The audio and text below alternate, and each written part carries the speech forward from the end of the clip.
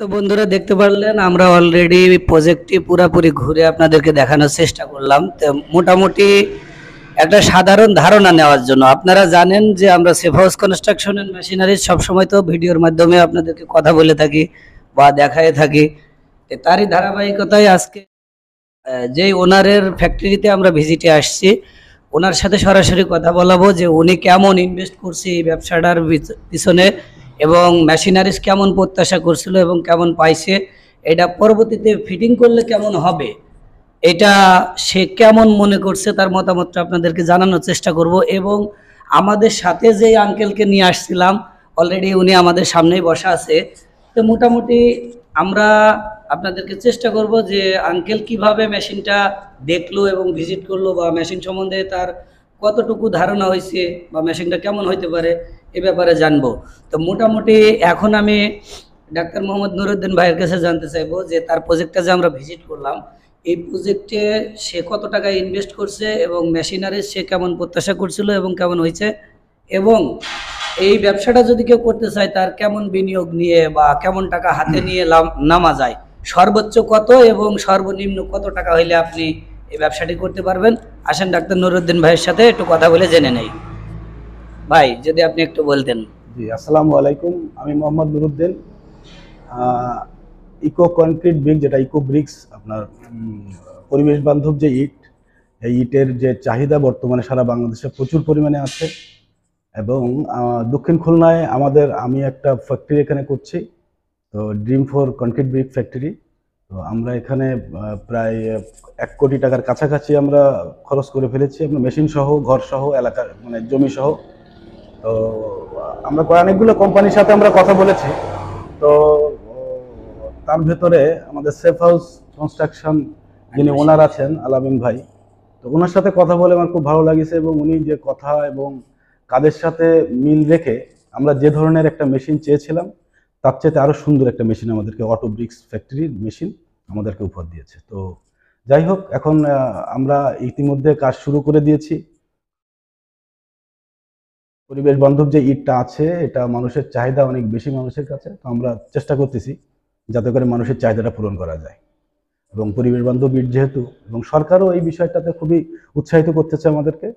আর আপনারা জানেন যে ভাটার যে ইটগুলা আছে, এই ইটগুলা আসলে মাটি দিয়ে তৈরি, এবং এর লংজিভিটির চাইতে আমাদের ইকো ব্রিক্স যে কনক্রিট ব্রিক, লংজিভিটি অনেক বেশি, এবং এটাগুলো নোনাও ধরে না, এগুলা দীর্ঘস্থায়ী হয়। জি তো আপনারা ভাইজান, আমি আপনার কাছে যেটা জানতে চাইবো, আমার দর্শক যেহেতু অনেকেই জানতে চায় যে ভাই কেমন পুঁজি হইলে এই ব্যবসাটায় নামা যায়, আপনি সর্বোচ্চটাও বলতে পারেন, সর্বনিম্নটাও বলতে পারেন, যে আপনার জায়গা থেকে যে কত, আপনি তো অনেক টাকা ইনভেস্ট করছেন, দেখা যাচ্ছে কারোর এত টাকা থাকতেও পারে, নাও পারে। আপনার কি মনে হয় যে কত টাকার ভিতরে ব্যবসাটা শুরু করলে প্রাইমারি লেভেলে একটা মানুষ ব্যবসা শুরু করতে পারে? সর্বোচ্চ এবং সর্বনিম্নটা বললে ভালো হয়। এখন আমার তো খরচ হয়েছে প্রায় 1 কোটি টাকার কাছাকাছি। তো এটা স্বাভাবিকভাবে নর্মালি যদি শুরু করতে চাই কেউ, তো 20 লাখ থেকে 25 লাখ বা 30 লাখের ভিতরেই সম্ভব এটা, সর্বনিম্ন যেটা। তারপরে আস্তে আস্তে ব্যবসায়িক তার প্রোগ্রেস হলে আস্তে আস্তে তারা বড় মেশিনের দিকে যাবে, বড় খরচের দিকে যাবে, শুরু করতে পারে। 25 থেকে 30 লাখ টাকা তারা শুরু করতে পারে। যাক, অনেক ধন্যবাদ আপনার সুচিন্তিত মত দেওয়ার জন্য। আশা করি আপনার আজকের এই বক্তব্য থেকে আমাদের দর্শক যারা আছে তারা অনেক উপকৃত হবে। পাশাপাশি আমার এখানে বসা আছে কিশোরগঞ্জ থেকে আসা আমার এক আঙ্কেল, যিনি সেফ হাউস কনস্ট্রাকশন এন্ড মেশিনারিজের সাথে যুক্ত থেকে অংশীদার হিসেবে কাজ করতে চায়। উনি অলরেডি একটা প্রজেক্টের জন্য প্ল্যান করছে, জমি ভরাট, মাটি রাখা এবং আপনার চাল শেড তৈরি করা, এগুলো সবই কমপ্লিট করছে। তো মোটামুটি উনি এখন একটা মেশিন আমাদের কাছ থেকে এগ্রিমেন্টে যাবে। যাওয়ার আগে উনি ভরসা, জায়গা, কনফিডেন্স ঠিক রাখার জন্য অলরেডি ডক্টর নুরুদ্দিন ভাইয়ের ফ্যাক্টরিটা ভিজিট করছে। সেই ক্ষেত্রে আমি আঙ্কেলের কাছে জানতে চাইবো যে আপনি তো মোটামুটি ফ্যাক্টরিটা বেশ অনেকক্ষণ ভিজিট করলেন, তাতে করে আপনার কি মনে হলো যে ফ্যাক্টরিটা কেমন হবে? বিসমিল্লাহির রহমানির রহিম। আসসালামু আলাইকুম। আমি একটা উদ্যোগ নিয়েছি, যে তোমার ছেলে একটা উদ্যোগের এই আমাকে একটা ভরসা দিছে যে বাবা তুমি একটা কালেক্টেশনের বা এই যে কনক্রিট একটা ইট আছে, এগুলো তৈরি করো। তবে আমি নেটে দেখছি, বিভিন্ন ওই জ্ঞানী মানুষের কাছে জিগাইছি, জিগায়া তারপর আমি এটার উদ্যোগটা নিয়েছি, যেহেতু পরিবেশ বান্ধব একটা ইট, ব্লক ইট, এটার গুণাগুণ অনেক কিছু গুণাগুণ আছে, তা আমি বলে শেষ করতে পারবো না। চৌডাঙ্গা আইছি, আরো বিভিন্ন এই কারখানায় গেছি, গিয়া কয়েকটি কারখানায় গিয়া আমি সিলেক্ট করছি যে উনি এক জায়গায় মেশিন বেচছে, ওই যে একটু আগে কথা বললো, ওনার কাছে সরজমিনে আমি মেশিনটা দেখলাম, দেখে আমার আইডিয়া আইছে যে হ্যাঁ আমার এরকম একটা মেশিনের দরকার। এরকম একটা মেশিন নিলে আমি ভবিষ্যতে ভালো প্রোডাক্টের মাল তৈরি দিতে করা পারবো, সম্ভব। সেল দিতে পারবো, তৈরি করা সম্ভব হবে। এছাড়া তো এই কম দামা মেশিন নিলে হয়তো অনেক দূষে পাইতে পারে, তবে এটা আমি আশ্বস্ত হয়েছি এবং বিশ্বাস হয়েছে। মানে অতিরিক্ত বেশি বাজেটও না, আবার একেবারে কম বাজেটও না, মোটামুটি একটা বাজেটের ভিতরে একটা সুন্দর মেশিন আপনি প্রত্যাশা করছেন, জি তাই তো? জি জি প্রত্যাশা করছি। জি তবে আশাবাদী যে মেশিনটা নিয়ে আমি একটু ভালো ব্রিকের ব্যবসা আগাইতে পারবো। জি, ইনশাল্লাহ আপনার জন্য আমাদের অবশ্যই দোয়া এবং শুভকামনা থাকলো।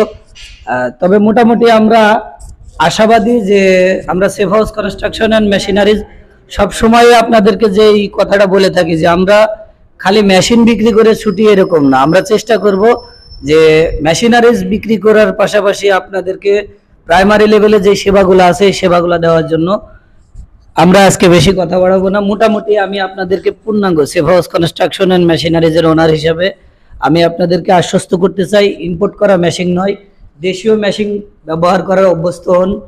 আমরা safe house construction and machineries পুঁজিবাদীদের মতো মেশিন বিক্রি করে ছুটি নিতে চাই না, আমরা চাই যে দেশের টাকা দেশে থেকে দেশের অর্থনৈতিক যে এই অবকাঠামোগত উন্নয়ন এতে অংশীদারিত্ব হিসেবে কাজ করতে।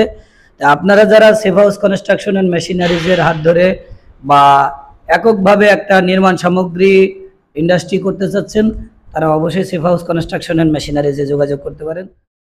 ভিডিওটি বেশি বড় করবো না, সবার সুস্বাস্থ্য কামনা করে আজকের মতো এখানে বিদায় নিচ্ছি। আসসালামু আলাইকুম ওয়া রাহমাতুল্লাহ।